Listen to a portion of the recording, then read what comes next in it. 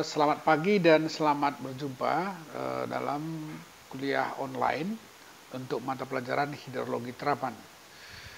Dalam kali ini saya akan memberikan penjelasan berkenaan dengan mata pelajaran ini karena beberapa kali pertemuan sebelumnya kita hanya berhubungan melalui Google Classroom. Nah, kita mulai saja ya. Hidrologi. Jadi hidrologi ini perlu kita pahami dulu tentang definisinya. Itu adalah merupakan perlakuan air bumi pada semua fase atau bentuk yang sebenarnya ini adalah merupakan subjek yang sangat penting untuk manusia dan lingkungannya. Jadi ini yang akan kita bahas dalam pertemuan kita kali ini. Nah, bicara hidrologi, ini kita berbicara tentang air ya. Jadi air ini adalah merupakan substansi yang berlimpah di permukaan bumi. Dan ini adalah merupakan unsur utama daripada seluruh makhluk hidup dan merupakan gaya utama pula yang secara konstan merubah dan membentuk permukaan bumi. Jadi oleh karena itu maka hidrologi ini sebenarnya adalah membicarakan tentang keberadaan air di permukaan bumi dan apa-apa saja yang dilakukannya terhadap permukaan bumi ya. Selain itu air juga adalah merupakan air condition ya, artinya pendingin bagi bumi. Kita nggak bisa bayangkan kalau nggak ada air itu bagaimana panasnya permukaan bumi ya, seperti gurun, pasir dan itu kita tahu berpanas sekali ya. Oke, jadi eksistensi air ini adalah merupakan pendukung keberadaan umat manusia dan perkembangan peradaban umat manusia. Nah, sekarang kita teruskan dengan objek bahasannya. Objek bahasannya ada 6.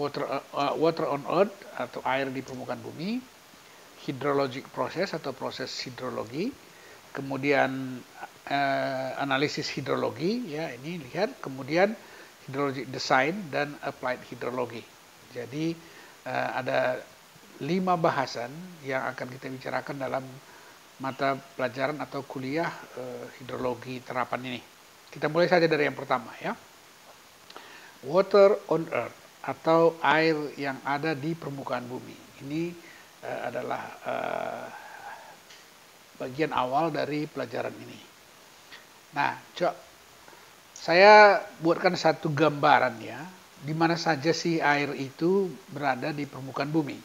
Jadi ini saya kelompokkan aja ke dalam 5 bagian, yaitu pertama adalah yang paling banyak itu adalah air di laut atau ocean. Itu sekitar 1,337 juta kilometer kubik. Ini 65% dari total air yang ada di muka bumi. Kemudian yang kedua, yang saya ambil ke kiri ya, ini adalah groundwater atau air tanah, itu sekitar 3,48%. Kemudian ada biological water, itu adalah air yang ada di tubuh kita, tanaman dan binatang-binatang, satwa liar yang lain sebagainya. Itu sedikit saja, itu 0,0001%.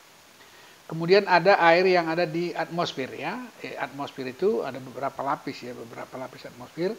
Tapi umumnya atmospheric water ini berada di troposfer ya. Troposfer, nanti kita lihat profil dari atmosfer ya. Itu sekitar 0,01% atau 12.900 km kubik. Dan satu lagi ada di permukaan bumi, yaitu sebesar 0,141%, yaitu berbentuk sungai, danau atau es di kutub utara dan selatan, itu glacier ya. Jadi inilah yang kita bicarakan tentang air, hidrologi, bagaimana sirkulasi ini, bagaimana pengaruhnya terhadap permukaan bumi yang secara konstan merubah permukaan bumi, itulah yang kita sebut dengan hidrologi ya. Nah, kalau kita mau perhatikan yang tadi yang saya sebutkan itu secara rinci, kira-kira seperti ini ya. Artinya rincian keberadaan air di bumi itu totalnya 1385 atau 1386 juta kilometer kubik, kemudian di laut sekitar 1338. Jadi hanya 3,5% saja di luar laut air yang ada di permukaan bumi ini. Hampir seluruhnya itu ada di permukaan bumi, di daratan itu 3,5% cuman. Dan hanya 2,5% dari itu adalah air tawar atau fresh water. Jadi kita semua hidup dari fresh water ini, yaitu 2,5% dari ini. Inilah yang harus kita bicarakan. Nah, sekarang kita mulai dari topik yang kedua. Tadi sudah saya sebutkan bahwa air di bumi ini seperti itu ya. Nah, yang kedua, hydrologic process atau proses hidrologi itu. Nah, dalam hal ini kita bicarakan ada dua topik bahasannya, yaitu satu siklus hidrologi dan kedua adalah hydrologic measurement. Kita mulai dari yang pertama, siklus hidrologi. Ini secara skematis ya, saya mau tunjukkan begini nih. Ada matahari, ini adalah sebagai driving force atau gaya penggerak dari siklus hidrologi itu. Kemudian di atmosfer itu ada awan ya. Jadi kemudian ini solar radiasi ini akan memanasi permukaan bumi dan udara sehingga terjadi penguapan ya. Penguapan itu ada dua, ada evaporasi dan transpirasi. Kemudian karena air menguap ke udara, ini yang tersimpan di awan ini ada atmospheric water tadi, itu volumenya sudah tertentu. Tadi 12.900 ya waktu slide sebelumnya. Jadi kalau lewat dari situ, dia harus jatuh ke permukaan bumi dalam bentuk curah hujan. Jadi curah hujan ini akan jatuh ke permukaan bumi, sebagian masuk ke dalam tanah, dan sebagian mengalir lagi kembali ke laut atau ke danau gitu ya.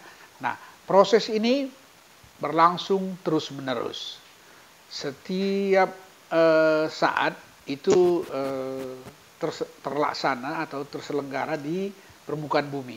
Nah, proses pergerakan inilah yang merubah permukaan bumi, merubah tata kehidupan manusia, binatang, tumbuhan, segala macam. Ini dia. Nah, sekarang kita lanjutkan ya. Nah, sekarang kalau kita mau lihat secara lebih seksama ya, yang biasanya kita belajar hidrologi itu, kita ambil satu contoh watershed. Ini adalah watershed, itu adalah daerah tangkapan hujan. Apa itu watershed? Ini kira-kira seperti ini ya.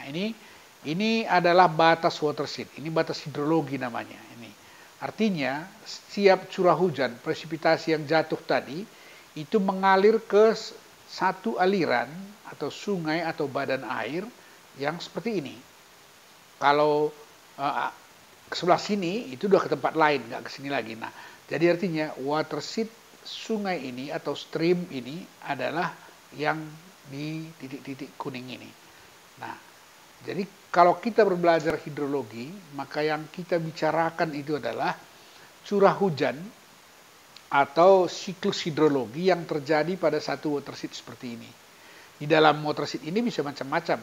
Ada permukiman, ada pertanian, ada hutan lindung, ada hutan produksi, segala macam ada di sana. Jadi oleh karena itu maka keberadaan air ini menjadi penting di dalam ini. Nah, sekarang kalau kita perhatikan dari siklus hidrologi tadi ya, kita kembali ke sini, ini ya, maka di setiap saat dalam fungsi T, dalam fungsi waktu ya, maka itu bisa dituliskan.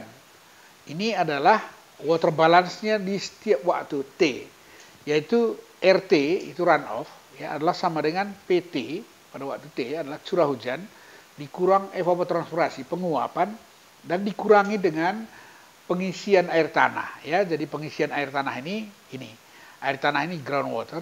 Jadi dia itu kadang-kadang menurun dari sini karena menguap, diisi lagi oleh infiltrasi dan seterusnya dan seterusnya. Jadi secara keseluruhan model dari keseimbangan air dalam satu watershed itu bisa tulis seperti ini. RT sama dengan PT kurang ET kurang delta GT. Jadi saya kira ini yang penting sudah dipahami bahwa hidrologi itu membicarakan tentang air di dalam satu wilayah tertentu seperti ini. Nah, kita teruskan ya. Nah, setiap tahun ya, ini estimasi setiap tahun proses sirkulasi air tadi ya yang diakibatkan oleh matahari itu namanya solar radiation atau extraterrestrial radiation ini ya. Ini mengakibatkan sirkulasi air di planet bumi ini seperti ini. Itu air menguap rata-rata per tahun itu sebesar 2070 mm. Atau ini kan tidak sama di daerah kutub, di daerah beriklim 4 musim, dan di khatulistiwa beda. Nah, jadi oleh karena itu secara umum bisa dituliskan besarnya penguapan itu, ETP atau potensi penguapan itu kira-kira umumnya ya, secara umum 2700 kurang 40 kali latitude. Latitude itu adalah lintang, lintang utara, lintang selatan, nah, kira-kira seperti itu. Nah, ini dia akan masuk ke udara, ke atmosfer dalam bentuk uap air. Uap air ini dia hanya sanggup disimpan oleh udara itu besarnya hanya 12.900 km kubik per tahun. Nah, kalau begitu menguap itu berapa lama dia tahan simpan di udara, itu kita sebut namanya residence time. Jadi uap air itu umumnya hanya bertahan sekitar rata-rata 8,2 hari di udara.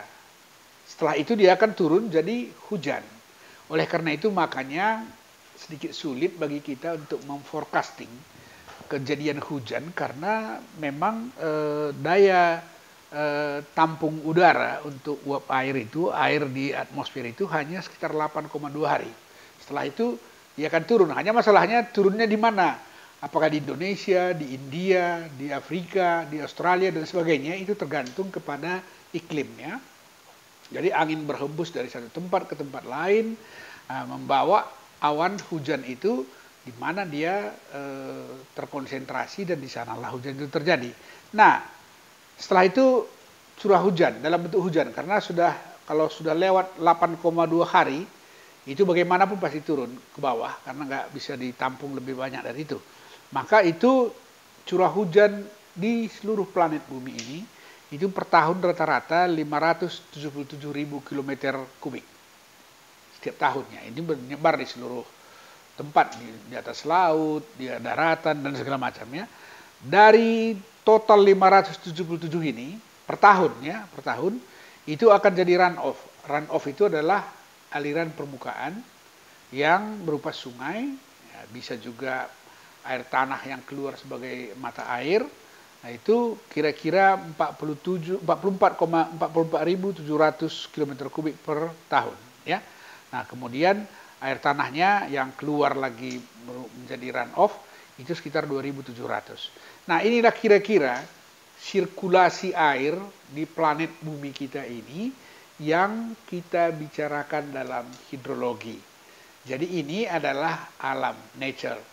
Nggak bisa kita intervensi ya, karena matahari itu sudah tertentu radiasinya, kemudian karena translasi dan rotasinya pun sudah tertentu letaknya, sehingga temperatur udara dan temperatur bumi diatur oleh letak matahari dari bulan Januari sampai Desember.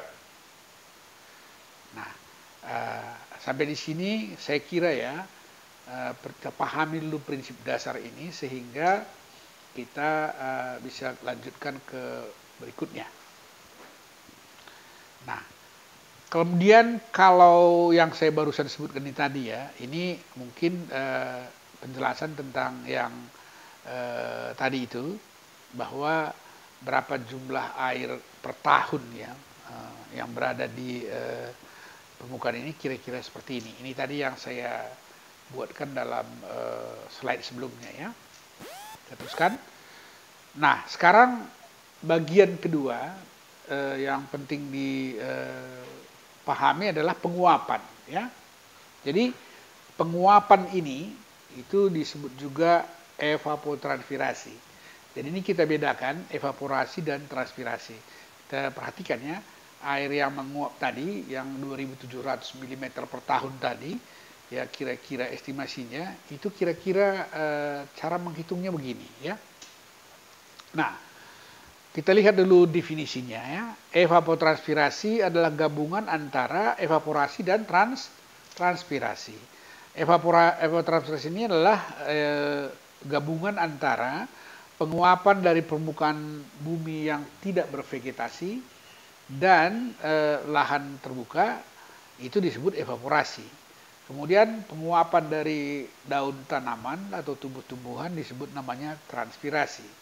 Gabungan ini semua lah disebut namanya total penguapan atau disebut namanya evapotranspirasi. Nah, tadi sudah saya sebutkan bahwa energi yang mengakibatkan evapotranspirasi ini disebut namanya adalah solar radiation atau radiasi matahari. Besarnya berbeda-beda ya, dari bulan-bulan 1, 2 sampai Desember gitu ya. Berbeda besarnya dan juga berbeda besarnya menurut lintang.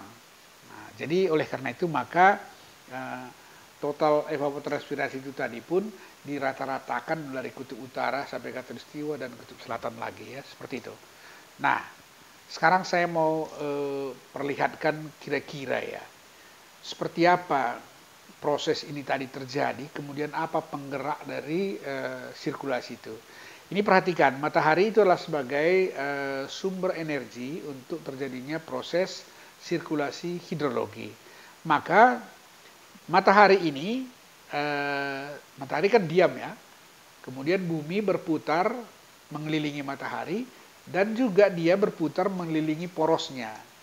Dan porosnya itu dia berputarnya tidak gini ya, enggak gini, tapi agak degol-degol sedikit gini, sehingga dia bisa berputar antara posisinya ya, antara 22,5 lintang utara sampai 22,5 lintang selatan gitu.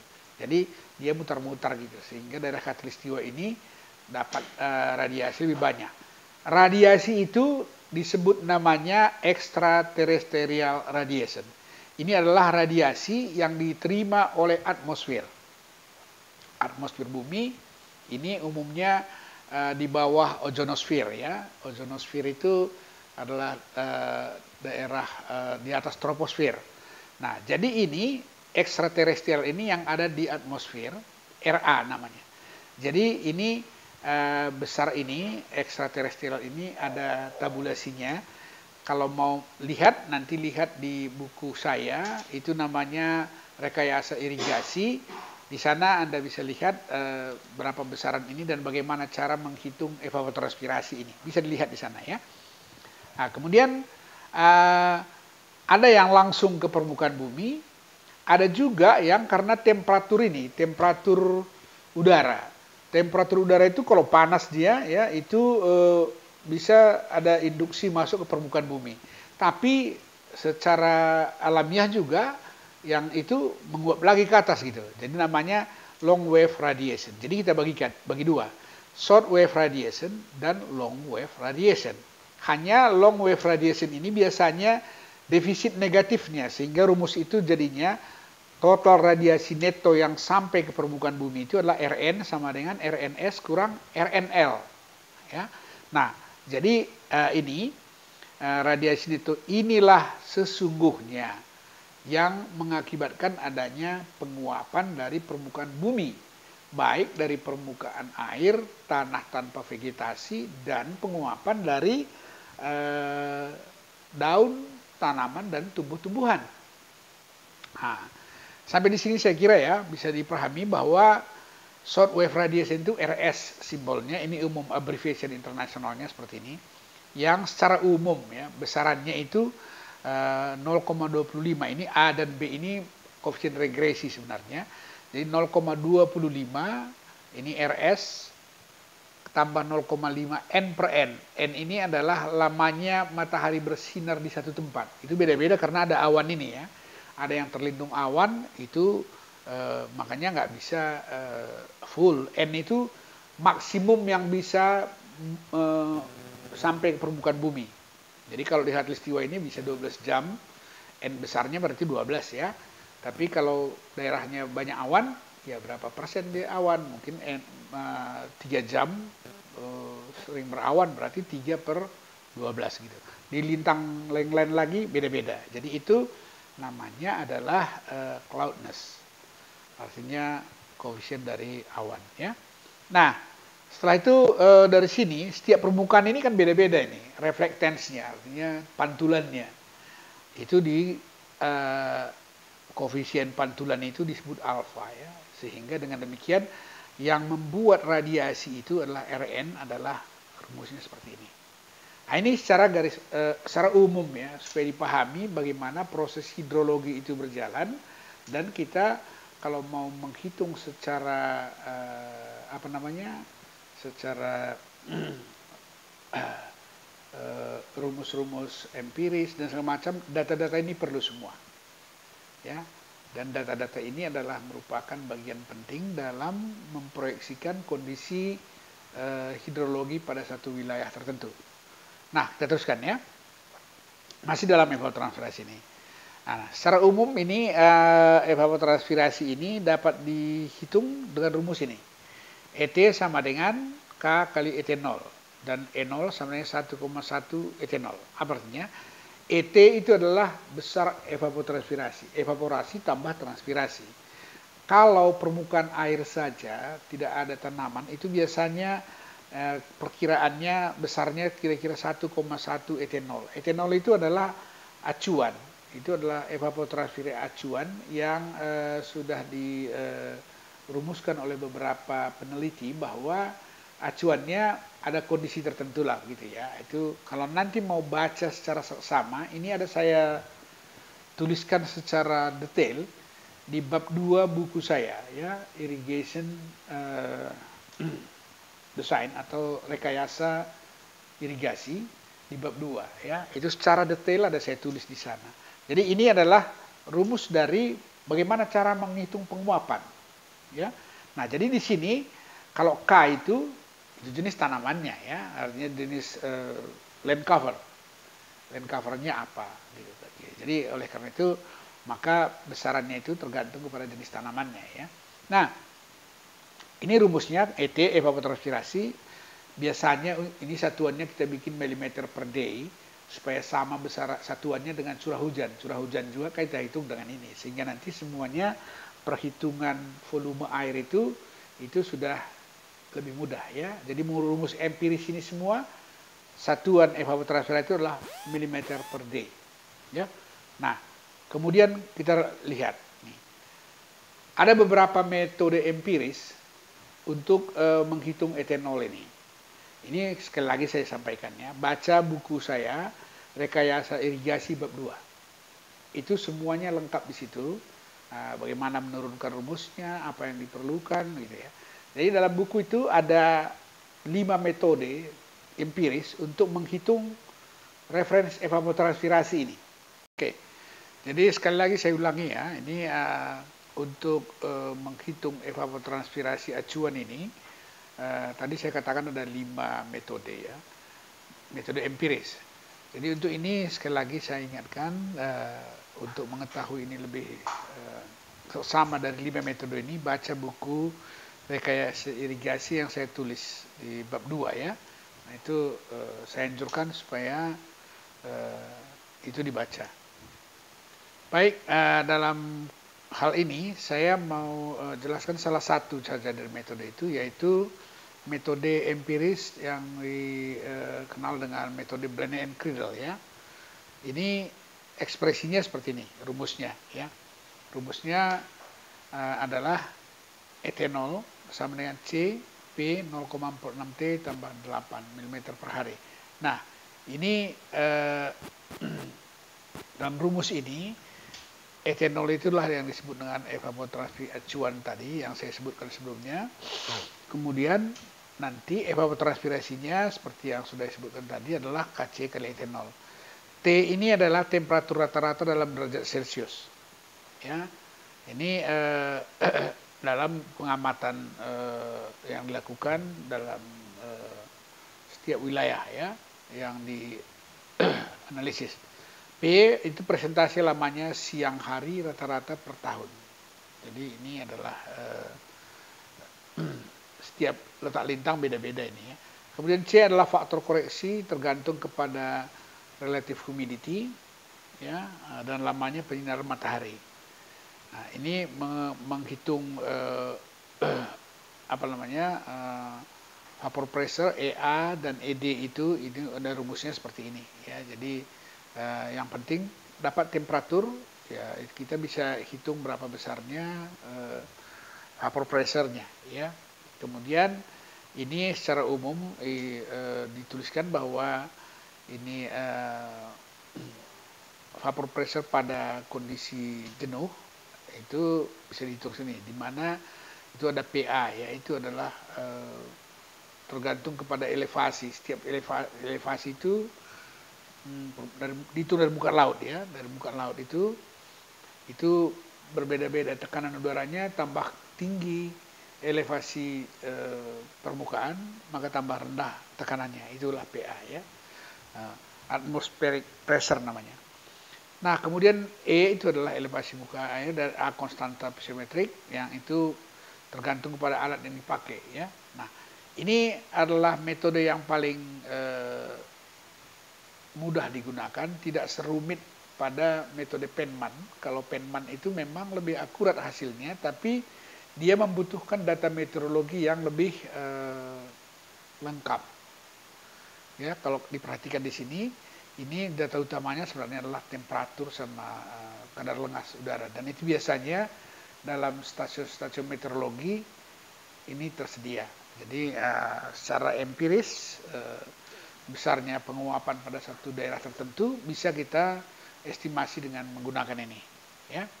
Nah, sekarang kita lanjutkan ke aspek berikutnya, yaitu awan dan hujan. Ini berkenaan dengan atmospheric water yang tadi 12.900 km kubik itu tadi besarnya ya. Nah, untuk ini saya mau ajak kita semua dulu untuk memahami tentang lapisan atmosfer. Ya, lapisan atmosfer ini ada beberapa lapisan dia ya. Kalau kita perhatikan di sini, yang paling bawah dari permukaan tanah sampai ke 10 km ya, itu namanya troposfer. Ya, troposfer ini sekitar 10 sampai 11 km tebalnya. Ya, ini lapisan terbawah dari atmosfer, dan semua proses hidrologi, awan hujan, uap air itu ada di lapisan ini ya. Nah, memang ada awan cumulonimbus namanya, itu bisa sampai 20 kilo ya, 20 km tingginya, tapi ini temperaturnya di sini sangat rendah ya, sehingga ini sekitar minus 50 derajat Celcius ini di sini. Nah, oleh karena itu maka hidrologi yang kita bicarakan ini umumnya air yang di atmosfer itu ada di lapisan 10 km pertama. Itu adalah di troposfer. Nah, kemudian para hidrolog semuanya itu care terhadap air yang ada di troposfer ini. Lapisan di atasnya itu ada lapisan ozonosfer. Lapisan ini adalah lapisan ozon yang sering kita kenal ozon itu ya. Dia itu kalau kita lihat di sini fungsinya adalah meredam panas dari matahari. Di sini pas di lapisan atas ozon ini itu temperatur agak tinggi ya, itu kalau dibandingkan dengan yang Mount Everest saja. Mount Everest itu kita 9 ribuan ya, itu minus 40 ya. Tapi di lapisan teratas ozon ini itu hanya minus 20 ya, minus 15 gitu. Jadi ozonosfer ini adalah lapisan pelindung radiasi matahari, sehingga dia bisa mendingin sampai ke lapisan troposfer ini lebih rendah. Nah, kemudian ada di atasnya lagi adalah metosfer, kemudian ada termosfer, dan ini semuanya sudah tidak ada lagi uap air di sana. Yang kita bicarakan hanya lapisan bawah saja. Nah, ini saya tampilkan di sini supaya kita bisa melihat secara garis besar di mana air hujan dan awan itu berada. Berarti adanya di troposfer, di mana lapisan ini dikutuk sekitar 8 km cuman tebalnya. Tapi di khatulistiwa sedikit lebih tebal, itu sekitar 16 kilo ya. Nah, kira-kira seperti itu. Nah, kemudian ini hanya untuk melihatkan bahwa air di permukaan bumi itu menguap ke atmosfer melalui proses evapotranspirasi. Sudah kita bicarakan tadi itu. Jadi hujan ini terjadi melalui satu proses yang kompleks ya. Artinya uap air menguap dari permukaan bumi, kemudian terkondensasi karena perbedaan temperatur, kemudian berpindah dari satu tempat ke tempat lain karena perbedaan tekanan udara, karena letak matahari, temperatur juga, sehingga dia lama-lama dia akan membentuk bintik-bintik air dan itu menjadi hujan ya. Nah, hujan inilah yang bisa mengisi kembali air tanah dan air permukaan yang ada di bumi. Nah, sirkulasi inilah yang kita sebut namanya sirkulasi hidrologi tadi. Jadi awan dan hujan ini masuk kategori air atmosfer ya. Nah, ini kira-kira ya estimasi sirkulasi volume air di atmosfer ini kira-kira seperti ini. Tadi saya di awal kuliah ini pun sudah saya sebutkan tadi bahwa total air di atmosfer itu ada 12.900 ya. Ada penguapan sebenarnya 2070, kemudian hujan 577. Sirkulasi yang tiga inilah yang mengisi air di atmosfer. Dan ya setiap 8,2 hari sekali ini harus berputar. Ya, harus turun dari landfall dan diisi lagi oleh uap air. Jadi uap air itu hanya bisa, evaporasi itu hanya bisa mengisi selama 8,2 hari. Tadi sudah saya jelaskan itu ya. Jadi ini adalah air di atmosfer dan proses ini berlangsung terus-menerus. Ya, jadi ini adalah dalam tahunan kita bisa lihat begini. Jadi ini adalah proses hidrologi yang umum. Nah, sekarang kita bicarakan yang topik berikutnya, air yang ada berikutnya itu tersimpan di dalam tanah. Nah, dari proses siklus hidrologi tadi, kita bisa lihat di sini ya bahwa air di dalam tanah ini ya itu terisi karena ada sebagian dari curah hujan ini itu masuk ke dalam tanah. Ya, itu namanya infiltrasi. Nah, infiltrasi ini menjadi recharge atau mengisi kembali ini air tanah yang sudah terambil baik melalui flow menjadi run off karena mata air ataupun menguap melalui evapotranspirasi. Nah, ini secara periodik dia berkurang dan bertambah lagi recharge dari hujan. Jadi itu siklus hidrologi. Nah, groundwater balance-nya ini tadi sudah saya sebutkan juga ya bahwa di dalam satu water sheet itu kira-kira seperti ini posisinya. Nah, kalau air tanah ini, kalau kita buatkan dalam tahunan gitu ya, delta G ini sebenarnya 0. Ya, kalau tahunan, tapi kalau seasonal rentang pendek mungkin ada perubahan. Tapi dalam tahunan itu umumnya karena terisi ulang, dia bisa 0 ya. Nah, jadi awan ini terbentuk seperti yang tadi ya. Kemudian sisanya di run off balik sebagian ke laut dan sebagian ada di permukaan ini dan sebagian masuk ke tanah. Ya. Nah, kalau kita mau lihat air tanah itu seperti apa ya, kalau kita idealisasi satu penampang tebal tanah atau itu sering juga disebut aquifer itu ya. Aquifer itu tempat menyimpan air dalam tanah. Maka tanah itu bisa dibagi 3. Ada tanahnya sendiri, kemudian ada air dan ada udara. Jadi yang disebut void atau rongga itu sebenarnya adalah yang C tambah B ini. Nah, jadi kalau ada namanya water holding capacity atau kemampuan tanah menyimpan air itu, itu besarnya adalah luas areal dikali dengan tebal ini, tebal C tambah B. Nah, oleh karena itu air tanah itu adalah air yang ada di void ini. Nah, kalau begitu setiap jenis tanah, ya, setiap jenis tanah itu berbeda rongganya atau voidnya, ya, void rasionya beda-beda.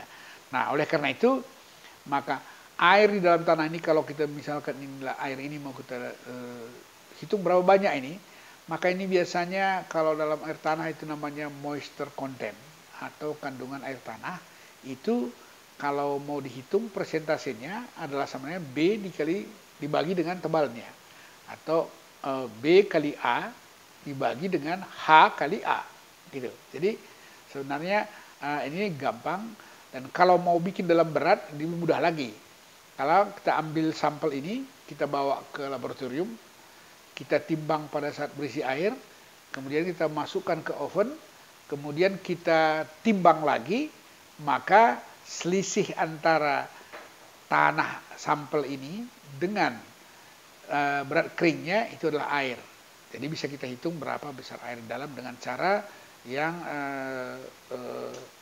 di laboratorium. Dengan begitu setiap jenis tanah yang sudah ada bisa kita ketahui berapa besarnya, ya. Nah, secara skematis lihat ini bahwa beginilah tanah itu, bagaimana air di dalam. Hanya sekarang bagaimana kemampuan, ya, dari ini sebuah tanah untuk bisa menyedot ini ke bawah ini ada kaitannya dengan runoff coefficient namanya, ya. Artinya kalau ini banyak pohon atau tanah-tanahnya di sini banyak humus atau tanahnya landai, itu infiltrasinya besar. Infiltrasinya bisa lebih banyak, sehingga runoff-nya itu kecil.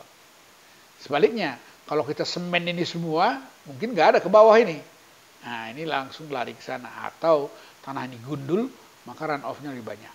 Jadi inilah proses-proses yang disebutkan di awal dari kuliah ini tadi, bahwa air itu atau hidrologi ini proses adalah merubah permukaan bumi secara konstan, terus menerus, karena kondisinya seperti ini, ya. Oke, nah ini air tanah.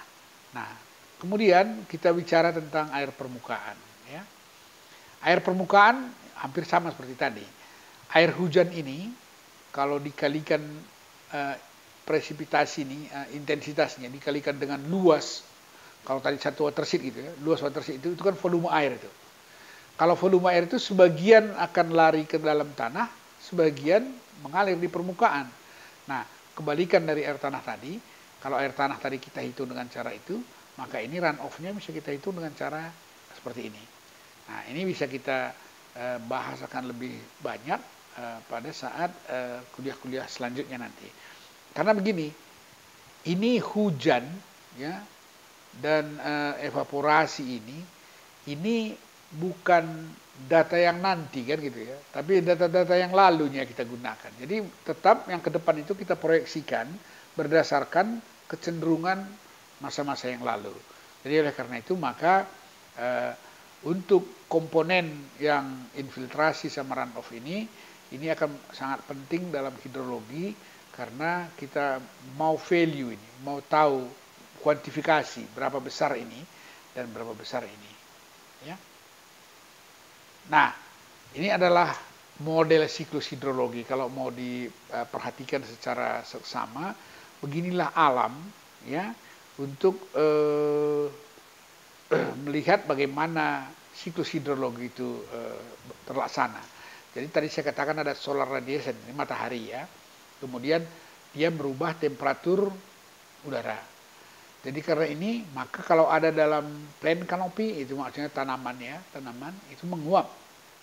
Hujan turun, precipitation itu curah hujan, kemudian sebagian masuk ke snowpack, artinya ya kalau di kutub jadi es lah, ya. Jadi es atau salju gitu, ya. Kemudian itu pun sebagian akan menguap lagi gitu, ya. Kemudian dari sini pun ada menguap evaporasi, kemudian sebagian masuk ke dalam tanah. Di dalam tanah ini juga sebagian menguap lagi dari akar tanaman di situ, dan ini semua masuk lagi ke udara, dan sebagian masuk ke stream. Inilah yang kita sebut yang masuk ke sungai. Itulah yang disebut runoff tadi, atau air permukaan. Jadi dalam batas ini ada air permukaan, baik dari tanah, capillary recharge zone namanya, artinya ya air tanah yang naik ke atas lebih tinggi dari permanent water table-nya, bisa keluar dalam bentuk mata air, itu kembali ke stream. Stream itu sungai ya, bisa ke sungai, sehingga ini bisa menguap lagi. Nah, kemudian ada yang masuk gravity reservoir. Ini sebenarnya gravity reservoir ini adalah moisture content kalau udah jenuh tanahnya, dia akan merembes lebih ke bawah, namanya perkolasi. Jadi melalui perkolasi ini, dia mengisi air tanah yang permanen, atau permanent water table namanya. Ya. Nah, ini biasanya kalau elevasinya memungkinkan atau akuifernya memungkinkan, dia bisa juga keluar jadi mata air ya, dalam bentuk mata air di tempat yang lebih rendah. Jadi masuk lagi ke stream. Nah, kemudian groundwater reservoir, inilah yang muka air tanah yang tebal tadi. Ini pun kalau contohnya ini ya, ada confined aquifer. Nanti kita bicarakan dalam kuliah-kuliah sebelumnya tentang aquifer. Aquifer itu ada dua, confined aquifer sama unconfined aquifer. Kalau unconfined aquifer ini bisa diisinya itu dari gunung sana, keluarnya bisa dalam bentuk artesis kalau diambil umpamanya di daerah pantai gitu. Jadi ini disebut namanya groundwater flow stream, bisa keluar karena pompa atau bisa keluar juga ke laut gitu ya, karena tekanannya lebih tinggi. Nah, proses ini semua kita lihat sekali lagi ya, bahwa ada evaporasi, ada transpirasi, ada infiltrasi, ada perkolasi, dan ada stream flow. Dari semua level ini ada stream flow. Nah, kalau mau membuat satu model hidrologi ya, model siklus hidrologi pada satu watershed, ya kira-kira modelnya seperti inilah. Kalau mau disimulasi, simulasilah data-data itu supaya kita bisa mengenal bagaimana karakter hidrologi dalam satu watershed tertentu. Nah, ini sama dengan yang itu tadi, tapi ini mungkin sedikit lebih detail ya, karena setiap level ini, apakah dia di impervious, kemudian ada infiltrasi, kemudian masuk air tanah, sama seperti itu tadi ya. Tapi ini adalah flow diagram of model for runoff. Jadi model runoff itu kira-kira seperti ini. Jadi kalau mau dibuat satu program komputer untuk mensimulasi runoff satu wilayah, kita bisa tuliskan programnya untuk simulasi ini, dan tinggal memasukkan data-data sesuai dengan posisi ini. Jadi inputnya adalah data curah hujannya. Oke, nah sekarang air permukaan, ya ini saya ulangi yang tadi. Yang ini yang kita bicarakan, yang tadi adalah yang ke bawah gitu ya. Jadi tetap seperti ini. Jadi ini RPIE, sama seperti yang saya ulangi. Nah, sekarang kita masuk ke topik kedua dalam hydraulic proses ini ya. Nanti kalau untuk yang lebih detail kita lihat di kuliah-kuliah berikutnya. Nah, sekarang pengukuran curah hujan ya. Dari semua komponen pada siklus hidrologi ini, curah hujan adalah merupakan komponen hidrologi yang paling umum diukur ya. Curah hujan diukur dengan menggunakan alat penakar hujan yang berupa cawan dan tabung dengan ukuran dimensi yang sudah distandarisasi. Seperti gambar sebelah kanan ini. Ya, jadi coba lihat ya, ini adalah tabung. Ya, ada beberapa macam ukuran ya yang sudah distandarisasi. Dan ini harus diletakkan di satu tempat yang tidak terlindung ya, bebas dari gangguan bangunan, pohon.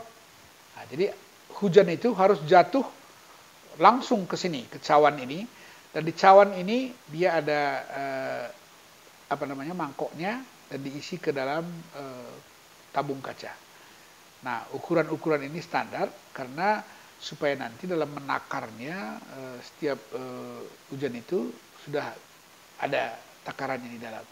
Nah, ini besaran ini ya, itu umumnya dibuat dalam satuan waktu ya, bisa curah hujan setiap jam. Kalau umpamanya kegunaannya untuk drainase karena jarak tempuhnya pendek-pendek, itu biasanya hujan per jam itu yang kita gunakan, karena kalau kita bikin per hari nanti nggak pas ya, kita harus interpolasi lagi gitu. Jadi makanya data curah hujan tadi ya, data curah hujan yang kita ukur ini harus 24 jam sehari, 365 hari per tahun. Artinya setiap ada hujan itu yang menjaga stasiun ini harus aktif mengukurnya. Nah, jadi ini adalah aset hidrologi, karena berdasarkan inilah kita akan memproyeksikan kondisi curah hujan pada satu wilayah tertentu. Ya. Dan ini kalau data curah hujannya nggak lengkap, ya nanti perkiraan kita untuk perencanaan infrastruktur yang berkenaan dengan pengendalian air, ya nggak akurat juga gitu. Jadi ini penting. Jadi nanti untuk ini kalian baca referensi buku. Ya, ini ada buku yang bagus ya, Water Resources Engineering, ya, karangan dari Ray Lindsley ya. Jadi bisa dibaca di sini. Yang ini semua lengkap ada di dalam, bisa dibaca secara seksama. Oke. Nah, kemudian alat ukur ini begini. Ini harus ditempatkan supaya kerapatannya sedemikian rupa sehingga representatif hujan yang dicatatnya itu bisa mewakili wilayah itu.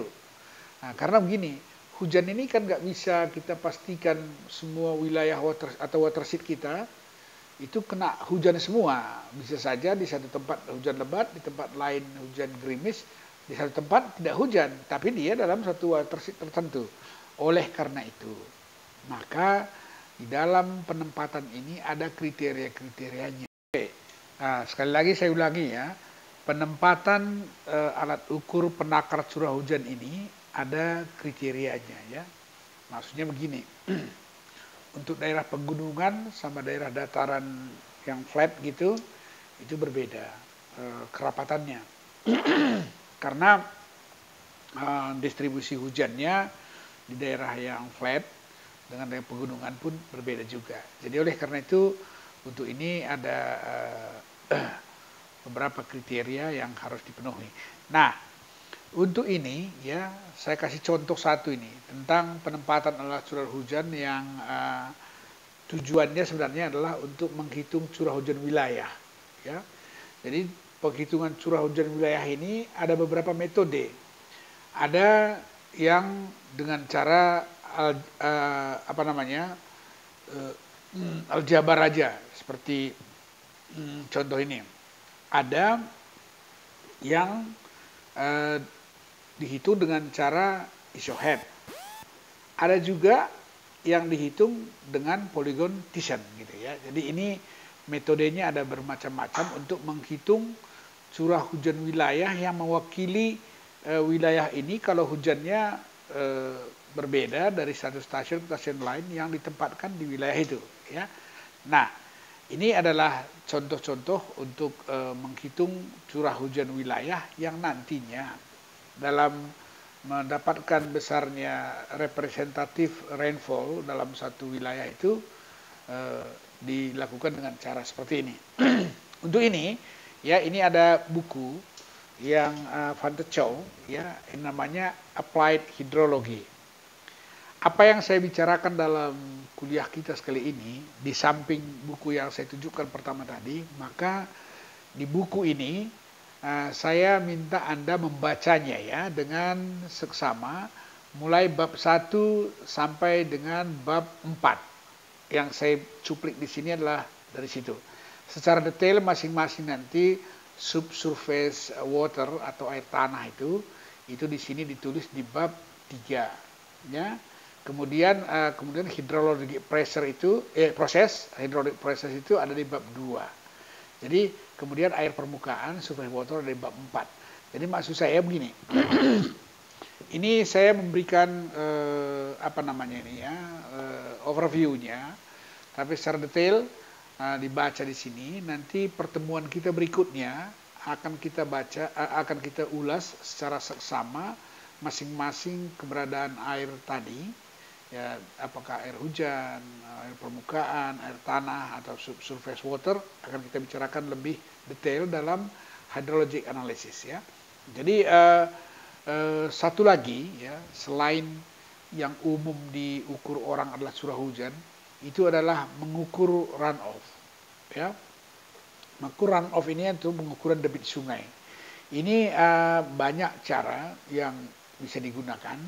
Ada yang secara manual ya, ada secara manual itu mungkin kecepatan alirannya diukur dengan menggunakan pelampung. Kemudian untuk jarak tertentu dihitung jarak tempuhnya berapa sehingga dapat kecepatannya. Tapi itu kecepatan yang seperti ini adalah kecepatan di permukaan ya. Kemudian penampangnya itu bisa dihitung dengan membuat bandul gitu ya. Buat bandul dari mulai sisi kiri sampai sisi paling ujung ya. Contohnya kalau saya mau bikin di papan tulis ini kira-kira beginilah. Ya.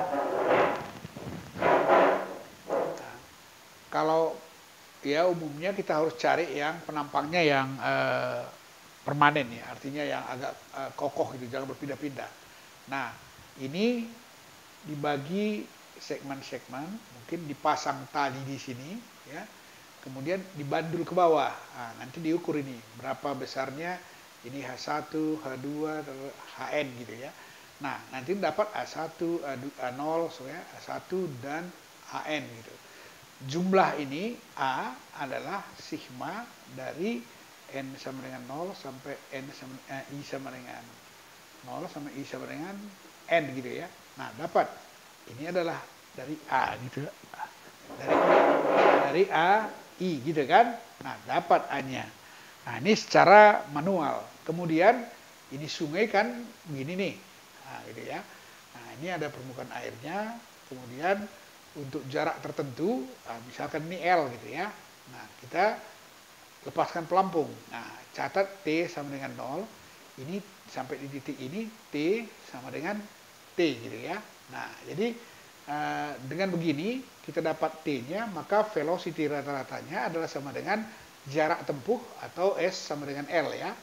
Atau L dibagi dengan T. Nah, ini sudah velocity sama dengan meter per detik gitu ya. Nah, seperti itu. Ini manual. Jadi dengan cara seperti ini, kelemahannya ada. Muka air kan nggak bisa tiap hari, setiap jam kita menghitung, mendetakkan ini ya. Jadi ini hanya kalibrasi untuk waktu tertentu. Nah, kemudian luas penampang ini pun itu nanti berdasarkan ketinggian ini H ya, HJ umpamanya gitu ya. Ini kalau airnya bertambah rendah berapa, harus ada justifikasi dalam perhitungan debit.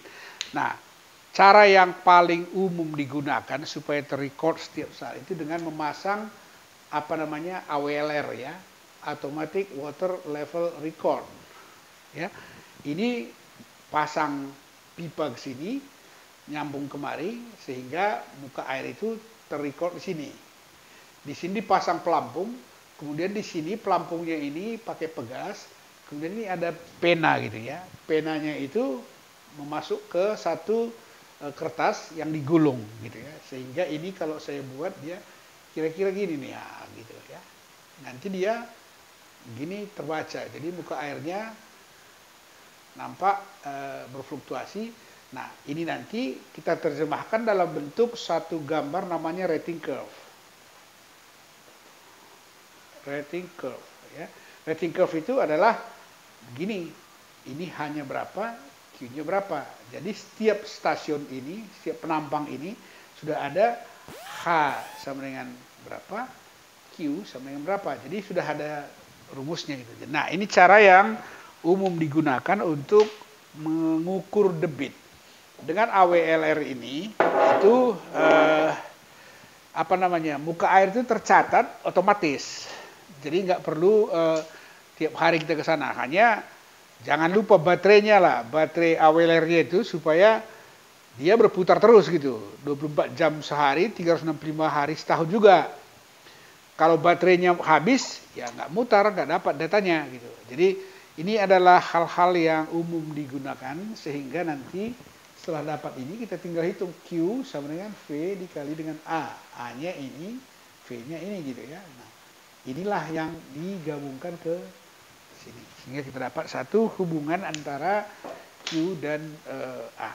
Jadi ini yang dua ini adalah aset hidrologi yang penting karena satu curah hujan, satu debit. Kalau bisa diukur ini bersamaan, gitu ya, dalam satu watershed debitnya juga diukur, curah hujannya juga diukur, maka kita bisa dapat korelasi yang sangat-sangat berguna untuk hidrologi.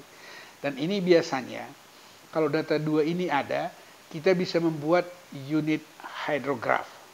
Jadi dengan demikian kita dapat respons atas hujan yang berlaku langsung dengan debit yang terjadi. Jadi ini yang paling penting saya kira ya. Nah, saya kira ini saja yang saya sampaikan pada kuliah kali ini. Nanti pertemuan berikutnya kita akan membicarakan hal-hal yang umum sudah dibicarakan ini ya, lebih detail ya. Jadi sekali lagi ini ada buku Applied Hydrology kalangan Van der Chow. Nanti Anda baca bab 1 sampai dengan bab 4 ya. Di rumah ini baca dulu supaya nanti pertemuan kita berikutnya nyambung. Karena pertemuan berikutnya nanti saya akan bahas secara detail atau secara lebih mendalam dari komponen-komponen yang umum sudah kita bicarakan tadi, baik dari mulai hujan, air permukaan, dan air tanah ya. Jadi 3 komponen ini kita akan bicarakan secara lebih seksama pada pertemuan kita berikutnya. Jadi ingat, baca buku yang 2 saya sebutkan ini tadi ya, sehingga pemahamannya lebih seksama. Oke, sekian untuk pertemuan kali ini. Sampai jumpa di pertemuan berikutnya. Terima kasih. Salam.